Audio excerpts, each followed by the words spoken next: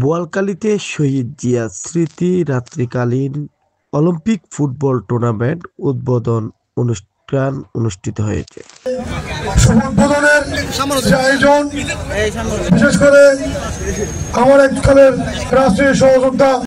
বিশিষ্ট ক্রীড়াবিদ ও ইকবাল পার্ক পাঠাগারের সাবেক সভাপতি এম মুসলিম উদ্দিনের সভাপতিত্বে মঙ্গলবার সন্ধ্যায় বোয়ালখালী হাজিরহাট ইকবাল পাঠাগারের মাঠে এই অনুষ্ঠান অনুষ্ঠিত হয়। আজকের বিশেষ অতিথি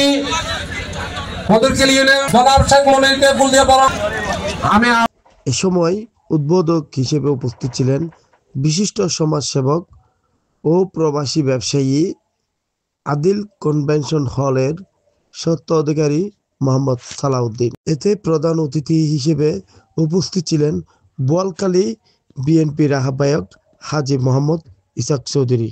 বিশেষ অতিথি হিসেবে উপস্থিত ছিলেন শাকপুরা ইউনিয়ন বিএনপির সভাপতি মোহাম্মদ আজম খান।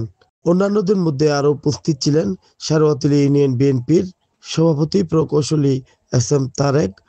অন্যান্যদের মধ্যে আরো উপস্থিত ছিলেন অ্যাডভোকেট শামসুদ্দিন চৌধুরী, শাকপুরা ইউনিয়ন বিএনপির সাধারণ সম্পাদক এম পেয়ার উদ্দিন, মোহাম্মদ আরিফুদ্দিন ছোটন, বিশিষ্ট সমাজসেবক প্রবাসী মোহাম্মদ মাহবুবুল আলম।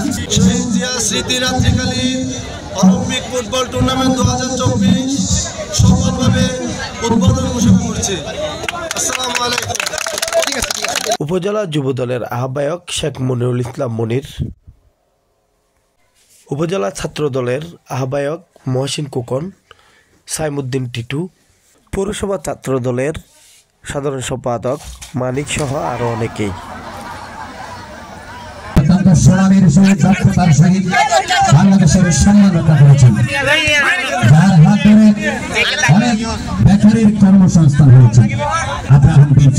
খেলা নকআউট পদ্ধতিতে চলবে। বোয়ালখালী সহ বিভিন্ন জেলা উপজেলার খেলোয়াড় বৃন্দরা 26টি দলে বিভক্ত হয়ে খেলবে।